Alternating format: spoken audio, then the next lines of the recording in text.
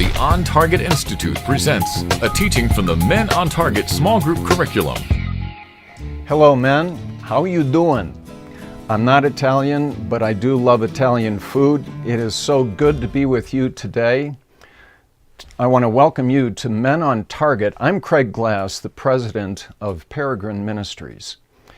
Our mission is to guide and inspire men to pass on a life-giving legacy. And so it's my honor to be able to share with you a couple of special sessions on legacy. There's a module 5, sessions 33, and then later on 34. It's very important that you download the handout resources for this series at otm.co. Leaving a life-giving legacy. We hear that word legacy periodically, but don't talk about it very often. It's really what's handed down from an ancestor or a predecessor to someone else. It's handed down. What I like to talk about legacy is I refer to it as being the part of you that lives in the lives of other people. It's not just something you hand down like money or property, finances, that sort of thing. It's your touch, it's your impact in the lives of other people. Your thumbprint that influences others, those that you love in particular. Scripture says in Proverbs 13:22, a good life gets passed on to the grandchildren. A good life gets passed on to the grandchildren. I think we're motivated and inspired by that. Most men want to pass on a good life to others, but very few of us really think about, on a day-to-day basis, how am I doing that? We will pass on a legacy, that's for sure. Main question is, what kind of a legacy will it be? What am I passing on? We're going to talk about 3 principles related to a life-giving legacy. The first is, we receive an inheritance.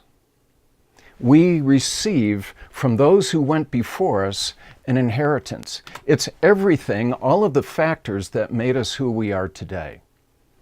Our parents, most importantly, the family that we grew up in, or the family that broke up and was destroyed all around us perhaps. The schools, the churches that we attended, our ethnicity, the neighborhood that was around us. It's all of these factors that determine our inheritance. It was poured into us. We might refer to it as our soil. It's kind of like the soil around us that our seed was planted into, and we bloomed into the man that we are today. That's our inheritance. A number of years ago, my mom passed away, and right after that, my siblings and I decided to take my father onto a legacy trip to Northern Ireland, where his parents were born and grew up. That was part of my inheritance. Northern Ireland, Irish heritage.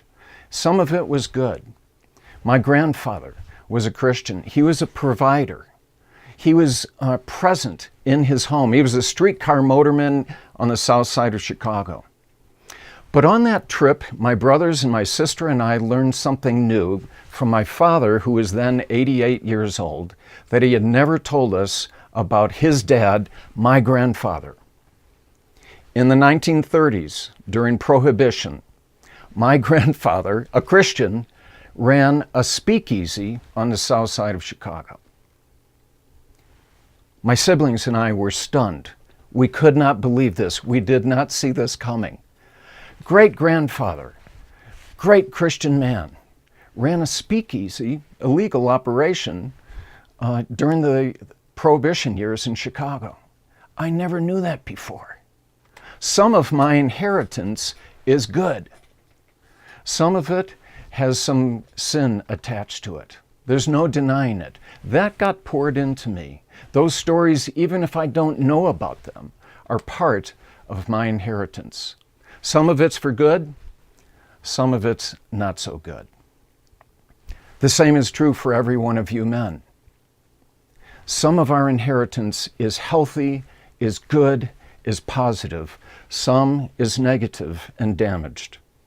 For some of us, we could define it as being a blessing. For some of us, others of us, we might define it as being destruction.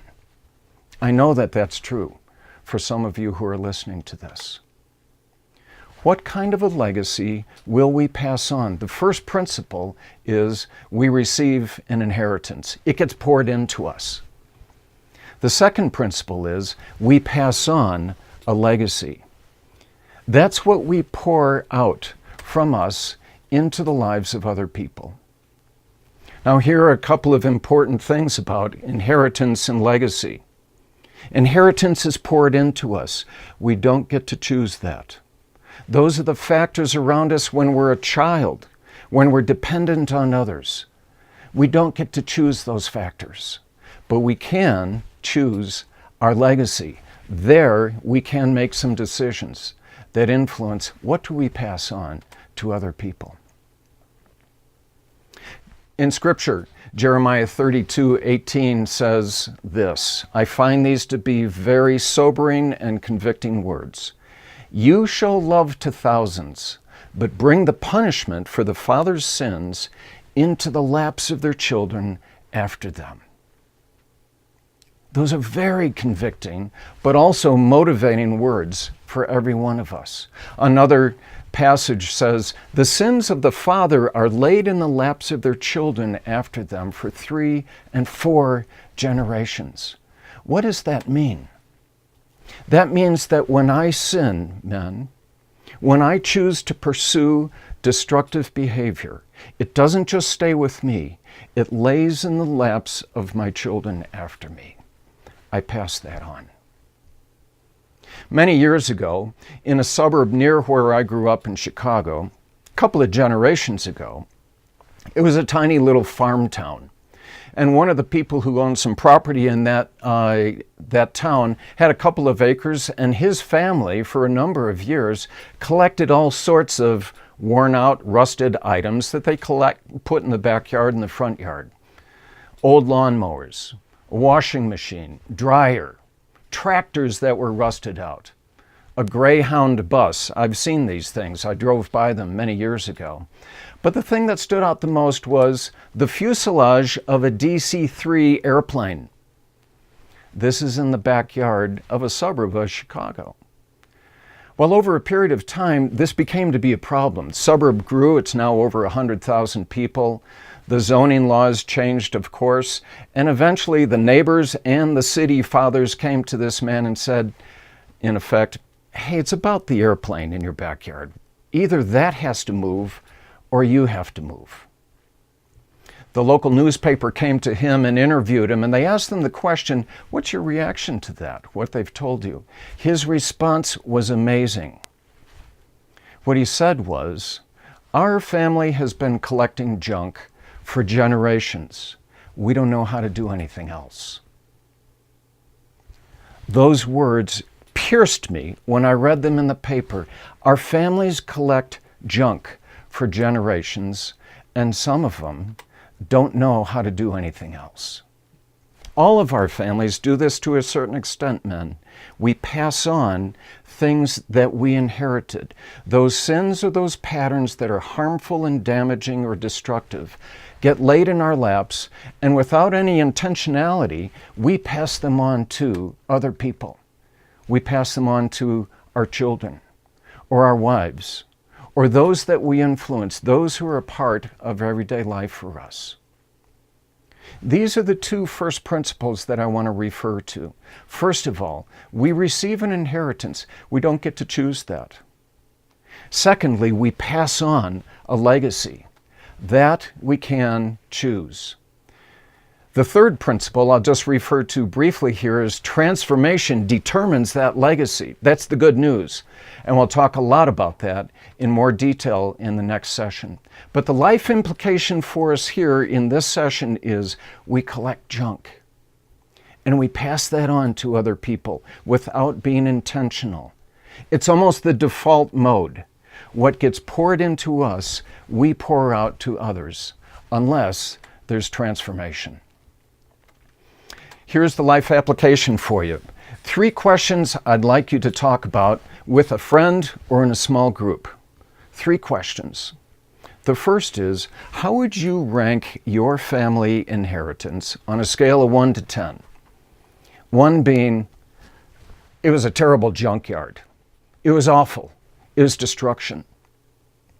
Or 10 being, man, it was a dream. It was paradise. I have no complaints. I can't imagine anything going wrong in all of my childhood. Probably we're going to fall somewhere between 1 and 10 in these. Think this through. How would you rank your family inheritance 1 to 10? And then share that with the men who are with you. Secondly, what words would you use to describe the impact of your family of origin on you? Words like abandonment, abuse, woundedness, or words like blessing, gift, strength, faith. What kind of words would you use to describe that impact of your family of origin on you? And then thirdly, what similarities or differences do you see in what you are now passing on to your family, or if you don't have a family, what you are passing on to others who are around you, others that you influence? Main question being, is it automatically the same? What you received now is default, what you pass on, or are there some similarities or differences that you see in your life now? Those are the 3 questions that I'd like you to talk about with your friends, and God bless you as you do that, as you think through what legacy you have received and what you are now passing on. God bless you.